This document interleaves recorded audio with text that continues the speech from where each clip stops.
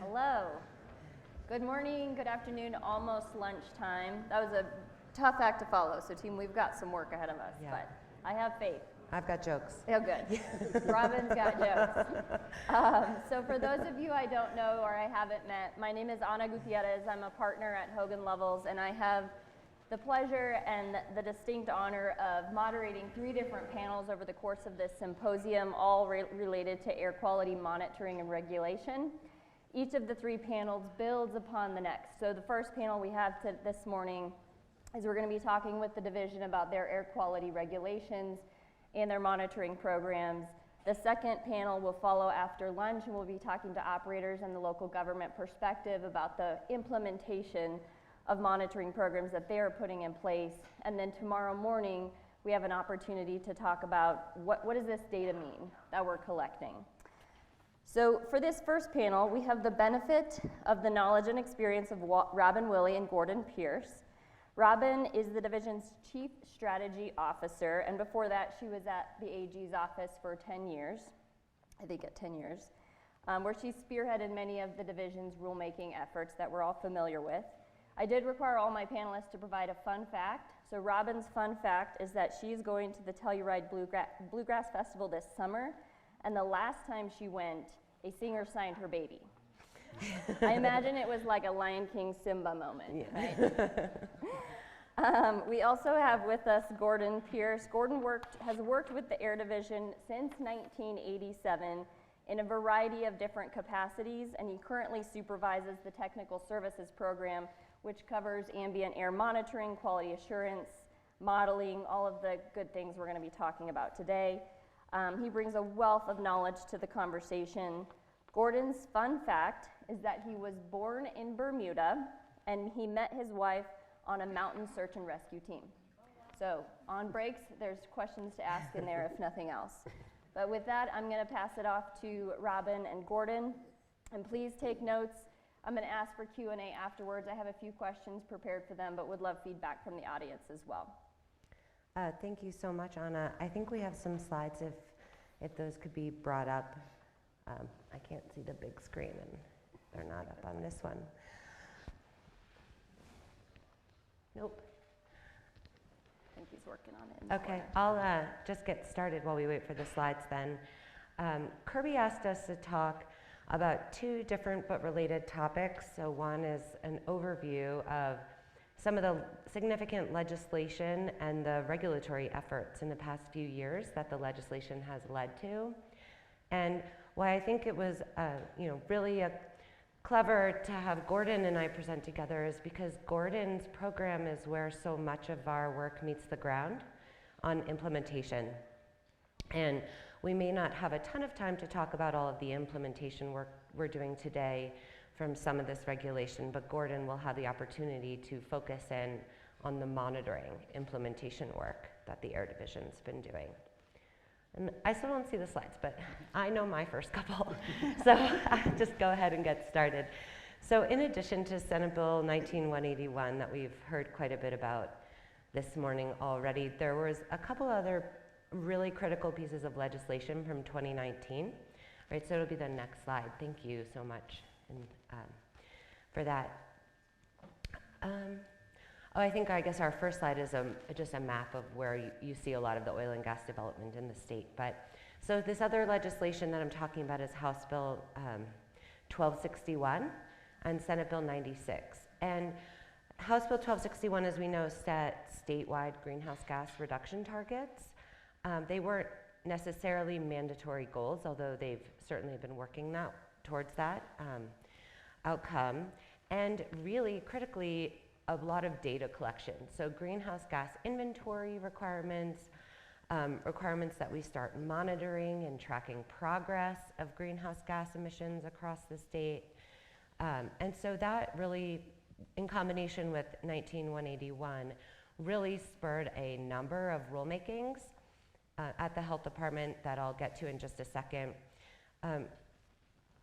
In 2020, another really big piece of legislation that we're very excited about is the Air Quality Enterprise. That's been set up to utilize fees and other money to study and monitor and fund research projects related to monitoring issues, and I think oil and gas will be a big part of that, since oil and gas operators are such a significant component of the fee payers. And Stephanie Rucker in the audience was, until very recently, the administrator of the Air Quality Enterprise, so I would encourage any of you with questions about that organization to chat with Stephanie. And then in last year's legislative session, there were a couple additional significant pieces of legislation. One is 21-1266, that set specific greenhouse gas reduction targets for the oil and gas industry in particular, and House Bill 1189, which directs the Air Division, among other things, to do community-based monitoring for air toxics. So what are some of the regulatory programs that have come out of that? Next slide, please. So in 2019, there was a really big oil and gas rulemaking in December that had a number of components, lowering controls on storage tanks statewide. It created a proximity-based leak detection program. Colorado's had a leak detection program since 2014's groundbreaking rulemaking, but in 2019, the Air Commission actually increased the stringency of inspections, or the frequency of inspections, when operations are in proximity to occupied areas, homes, and other businesses. Also, there were some new requirements for activities that hadn't really previously been regulated by the state, such as truck loadout and gauging, so evaluating the quantity and quality of the liquids in the tank. That was a really big rulemaking. And then in 2020, there was a significant engines rulemaking, and we're just beginning to implement that now and looking at companies' compliance plans. And there was a new push to look at pre-production operations, including flowback, and we have a new control program for those operations. And then last, I'll just mention what Gordon's going to talk about for a little bit, which is our pre-production and early production monitoring program. So new sites that have been developed since, I think, May of 21 have to submit to us a plan for how they're going to conduct some of this monitoring, from drilling through this first 6 months of production. And Gordon, I'm going to ask you, please step in and save me and tell us about the program and how it works and some of the data we've collected. Sure.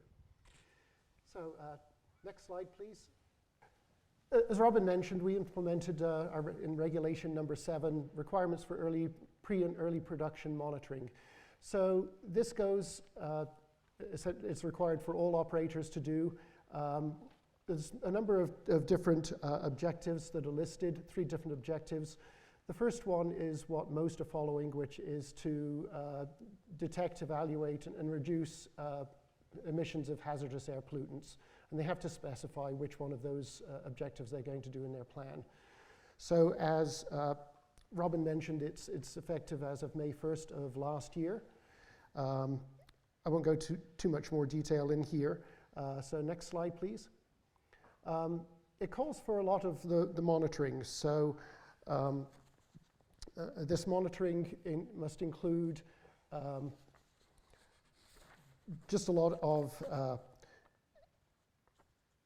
essentially for total VOCs or benzene or other compounds as far as the hazardous air pollutants. They have to notify us at least 60 days in advance, or provide us a plan with at least 60 days in advance of starting the activities, the development activities at the site. We have to, within 14 days, provide any local agencies or jurisdictions, anything within 2,000 feet of that location, with an opportunity to comment on the plan. So we have to consult with those agencies. Typically, it's obviously going to be the county in which the activity is located in. It may be an adjacent county, other jurisdictions, other towns that are within that area as well. It does require owners and operators to keep records for a minimum of 3 years as part of this. And operators must also submit monthly reports to us as far as their monitoring results and other activities. So it's getting a little more routine now as to what we're doing. I think most operators pretty much have set kind of plans in place as to what they're looking at, what's in their plans. So we're not having to provide as many comments back to operators as what we originally did. It depends on the local jurisdiction, especially the counties, as to who do provide input and others don't provide much input at all. So as you can see on this slide, there are a lot of requirements in the plans. They have to, description of the monitoring equipment they're going to be used, where it's going to be located, so the plans of the sites, explanation of their operating procedures, their QA procedures, and so a lot of information is required in these plans. Next slide, please. Also, there's a lot of requirements as far as the records, record keeping and reporting. So they have to have what phase of activity it is, whether it's drilling, fracking, flow back, etc. Activity logs, the location of the well, obviously, date of time of the and duration of equipment malfunctions, and then a summary of the monitored data, and then also description of any responsive actions that were taken as a result of the monitoring that they've performed. And they are required to notify us and local governments within 48 hours of any responsive actions that they take from, say, a high value that was recorded on the equipment. Next slide, please. So to date, we've had 131 monitoring plans that have been submitted to us for review and approval. So quite a few, really, since May 1st of 2021, so less than a year into the program. Most plans are using sensors for total VOCs as the primary measurement.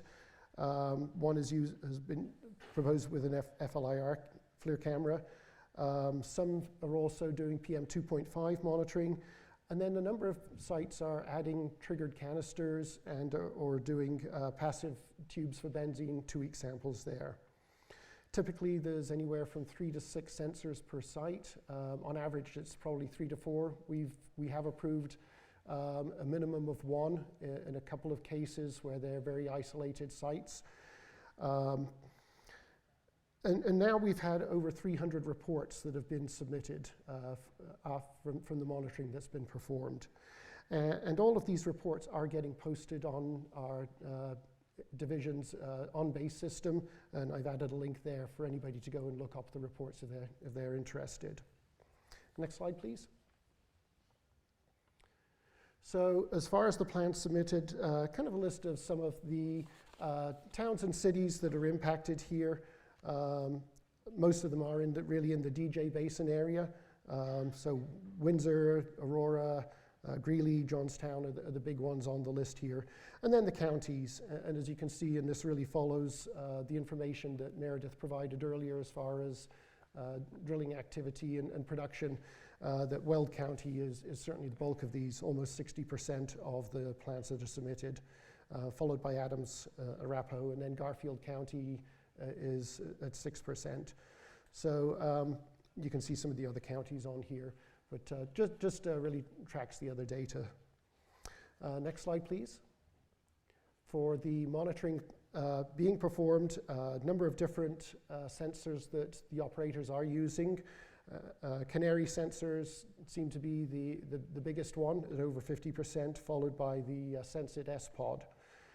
So most of these, as you can see, a lot of these are using, for total VOCs, they're using PID sensors, detectors, and then there's a number of them that are using metal oxide sensors as well. As I mentioned, a number of companies are also doing whole air canisters that are sent off for VOC analysis at a lab, and then sorbent tubes for benzene analysis as well. And then every site must have at least one meteorological sensor. That can be located at some central area, or it could be, typically it's located at one of these sensors, and those meteorological data can be used for identifying what is more the source, if it's on site or if it's potentially coming from off site. We know a lot of these locations are very dense development areas, so it could actually be coming from from some other location. Next slide, please. So just a quick overview of what some of the data are that we're seeing. Most of the data are very low as far as what are being reported as far as total VOC concentrations. And then there are some spikes that you can see as well on the site. These are total VOC data, so they aren't speciated into individual compounds. The pro is that we can still see what's going on, and it does provide the operators an indication as to whether there are additional activities that they need to do to reduce their impacts.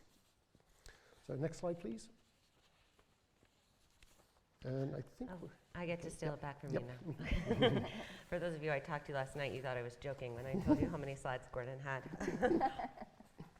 So where are we now, or what did we just go through in 2021?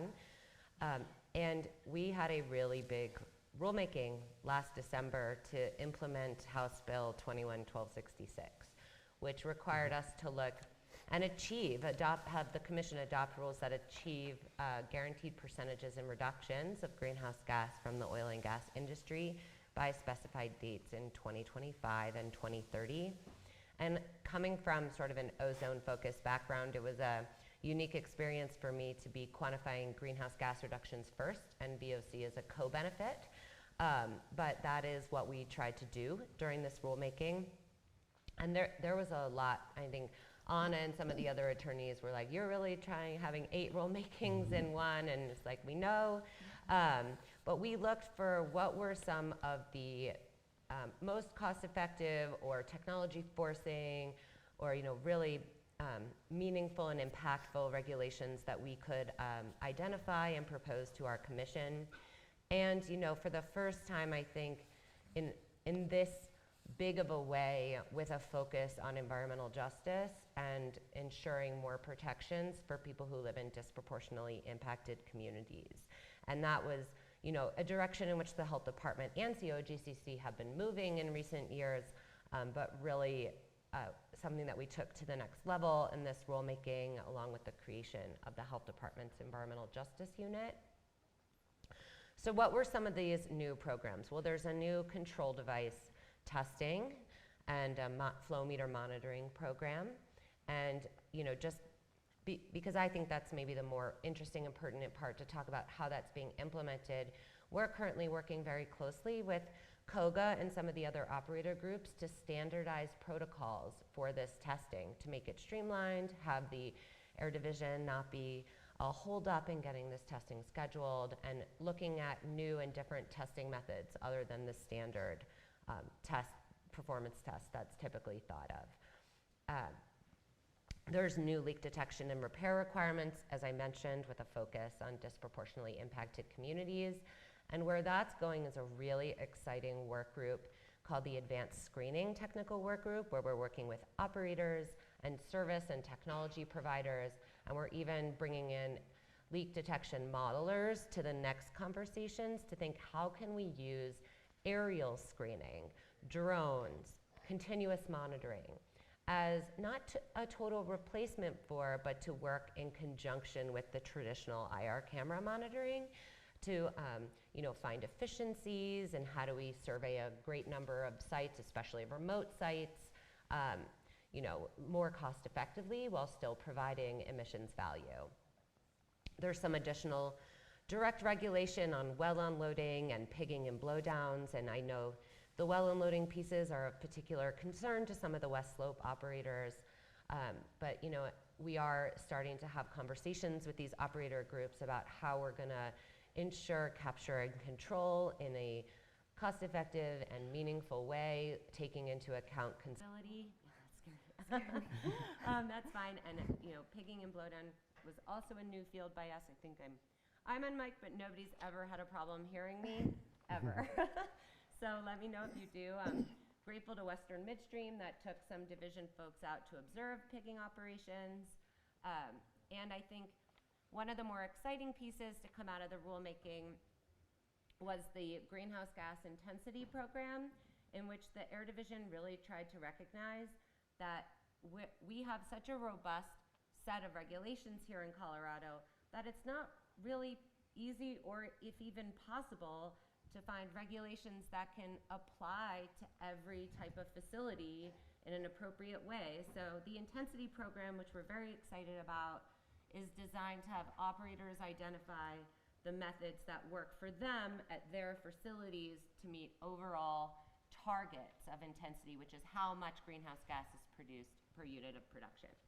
So, and that, I'm going to turn it over to Gordon to talk about some aerial monitoring. Thanks, Kirby.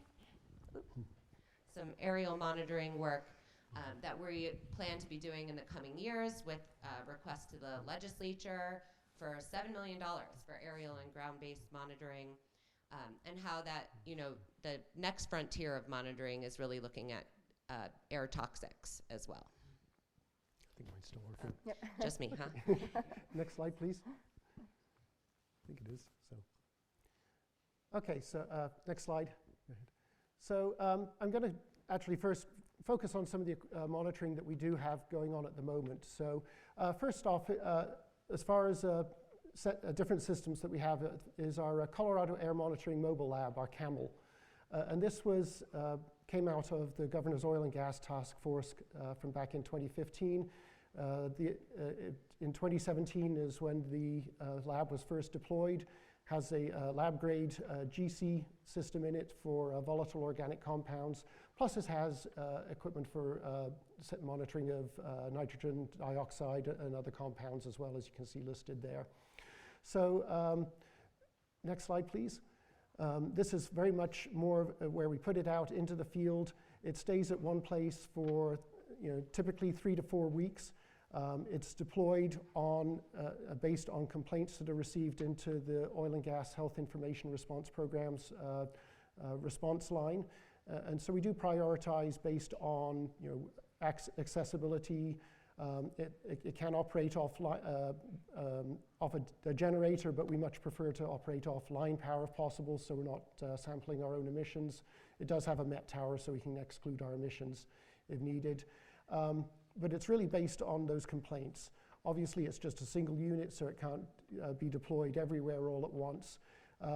All of our data are posted on you can see the website that's listed there, and then our toxicology and environmental epidemiology group also develops risk assessment reports, and those are posted online as well. Next slide. So this is our most current vehicle, our mobile van that we just received, our MOOSE, our Mobile Optical Oil and Gas Sensor of Emissions. This was received from funds from the Firestone settlement. It's a little more, much more mobile, obviously, than the trailer. It's designed to operate while driving and measure while driving. It has both ground-based sort of sensors, so the samples are taken right at roof level, and 2 pieces of equipment, an FTIR that's used for measuring methane and other alkanes, and then a DOAS system, which is used for nitrogen dioxide and some other compounds. The nice part about this vehicle, it also has upward-facing instruments. It uses sunlight as a light source.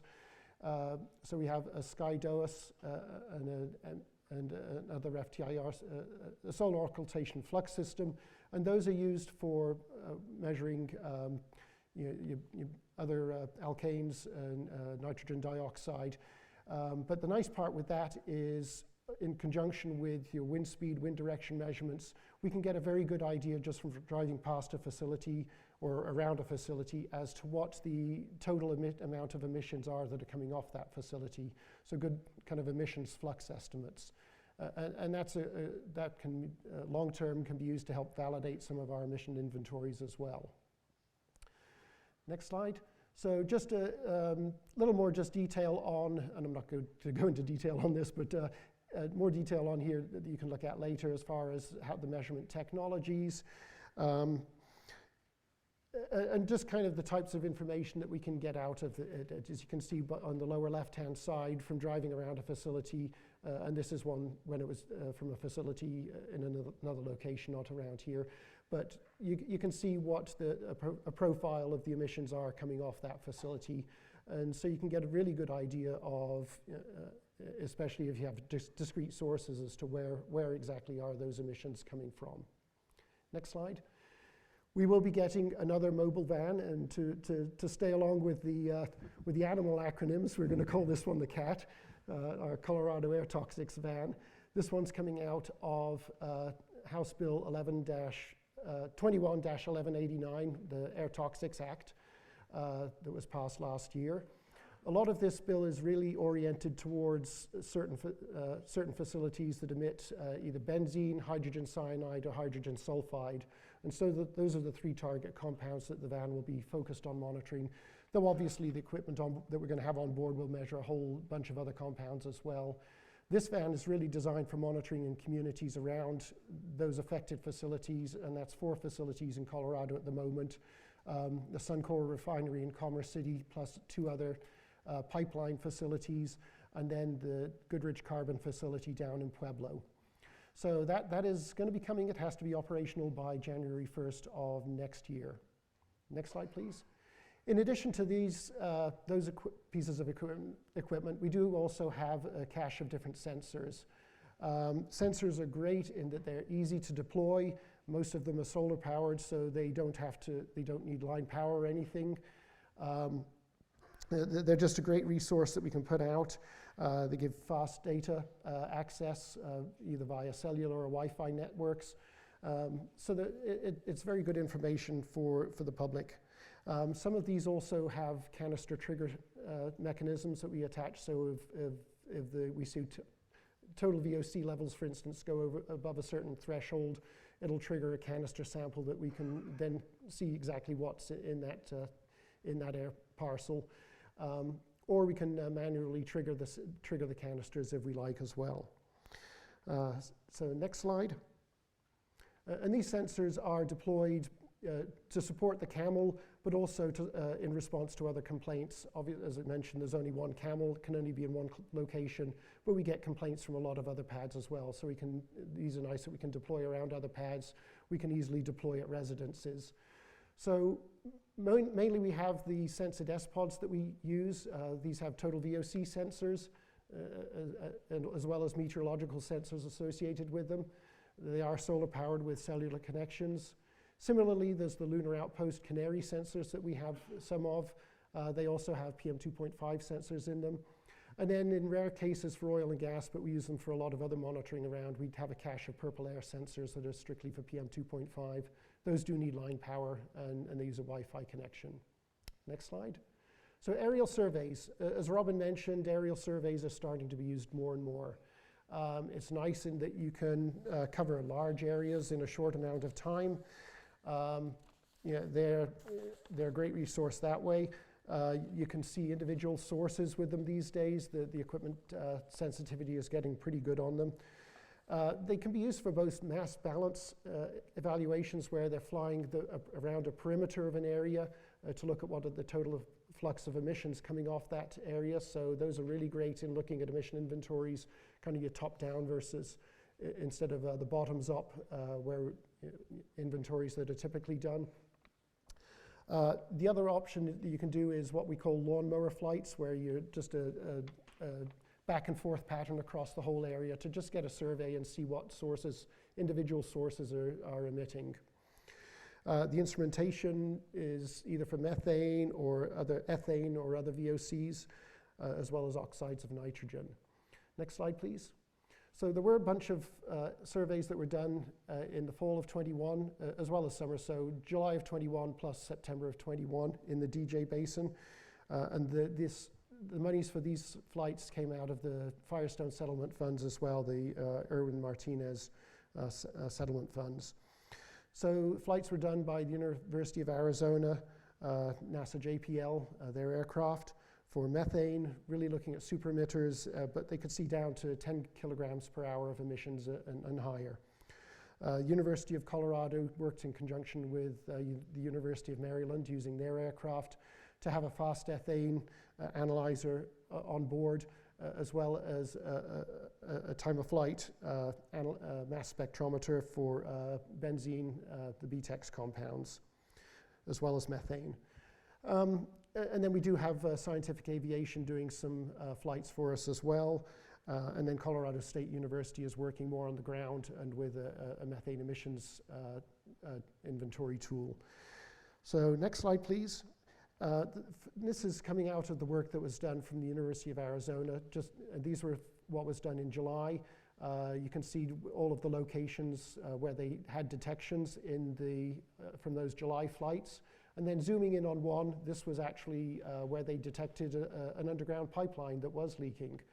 And they were able to notify the operator, and it was kept off within a day of being notified. So this is kind of some of the things that come out of these surveys, very quick results, and we can quick notifications, and it really helps out as far as reducing the emissions. So in July, we had about 40% of the emissions were from oil and gas, another 40% from agriculture, actually, from confined animal feeding operations, CAFOs, the feedlots, and then another 20% from landfills. It was more, it switched to where it was 60% oil and gas in the winter in September, probably because the CAFO emissions were a little lower due to cooler temperatures. Overall, though, they were seeing much lower emissions from the aerial surveys here in Colorado than what they've been seeing down, for instance, in the Permian Basin. So that's great news for Colorado. Just quick on lessons learned and next steps. So there's different activities that we're measuring certainly have different emissions. Drilling fluid, we can certainly see when they're using more of the diesel-based drilling fluids versus when more than synthetic drilling muds are being used. We're seeing higher emissions certainly when they're drilling in the producing formations. So the sensors are great for total VOCs. You don't get the speciation, so you can't do the risk analyses with them, but they're a great start, and then the speciated analyses are great to go along with that. But seeing those high VOC concentrations does allow the operators to make adjustments and to try and curb any emissions. The aerial surveys are great to survey large areas. You can obviously see areas that you can't get to on the ground very easily, so they're a great resource. And as I mentioned, you can inform the operators quickly when problems are seen. And next slide, please. So just for the future, we're going to be continuing to do a lot of this work. We're looking certainly at much faster doing data turnaround. We lag there for sure. We're working on better data systems. And more, as Robyn mentioned, more aerial surveys from a decision item that's coming out, the $7 million identified for aerial surveys. The decision item also calls for an additional mobile van. We'll have to figure out a name for that one. And then additional fixed monitoring sites for both VOCs. I got a suggestion earlier, the EMU, the Emissions Monitoring Unit. Hey. Credit to Tara Webster. So yeah, and then additional just fixed ground VOC sites and NOx monitoring sites. And on to you for the last. Oh, for next steps. I mean, we are obviously paying it. Sorry? Can I jump us into a few questions if you don't mind? That way we can make sure the audience has an opportunity. Yep. I do have one. I'm going to kick us off and then I'll open it up. I know we just have 5 minutes here, but Gordon, I want to step back into the operating plans, and you talked about how local governments could provide comment. I think it would be helpful for this group to maybe relay a few of the comments that you've received from local governments that have been helpful material that they could take back and think about. I think some of the comments we received back from them, and I must admit I'm not directly involved with that, but certainly some of the comments we've received back, and like I said, some counties, they never have any comments, and that's their prerogative. Others, they want the operators to do more monitoring in an area around the site and more notifications. Obviously, we look at as to what's needed, what we feel. We try and make sure that equipment is located around the site to cover all the wind directions or drainages. So that's what a lot of the comments are more along the lines of. Good. And I'm going to open it up. Are there any questions from the audience for Robyn or Gordon? I do have a couple more if you all don't have any, but I want to make sure you have. There's one in the back here. Do we have a mic? Or you can holler. We'll start this one right here. Oh. I'm just thinking about gases escaping from a well under pressure, and I was curious if the state offers guidelines for what height the monitors should be placed at. We don't offer any guidelines on that. I mean, typically, most monitoring, we try and do more kind of what's considered kind of breathing zone. So a lot of our monitoring, certainly our fixed monitoring, we do anywhere sort of from the 6 to 9 foot height. Depending on the area, if you can get a little higher, it keeps it out of fingers from other people getting to the monitors. In a lot of these areas, 6 foot is for a lot of the sensors, they're on tripods, so 6 foot is about what the monitoring level is. It's always hard with monitoring because you don't know how the winds are going to be carrying the emissions off, whether the emissions are going to stay at ground level, if they're going to loft up and over the monitors. There's no good one solution, but typically breathing height is what we look at. I think we have a question from Matt Lepore. Not hot. How about now? Yep. Good morning for your presentation. Gordon, you touched on, looking ahead, more data analysis and so forth. Could you elaborate on that a little bit? I think there is a sense that there is a great deal of new data that has been gathered from oil and gas locations and so forth, but that we don't have the benefit of understanding what that data is saying to us. Sure, yeah, and as I said, our data systems are certainly behind at the moment. We are working on a whole new data warehouse concept.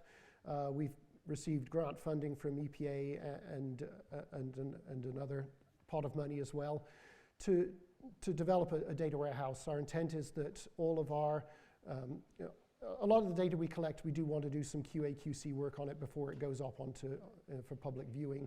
But instead of being a few weeks in arrears before getting data posted, we want to do it within a few days at the most.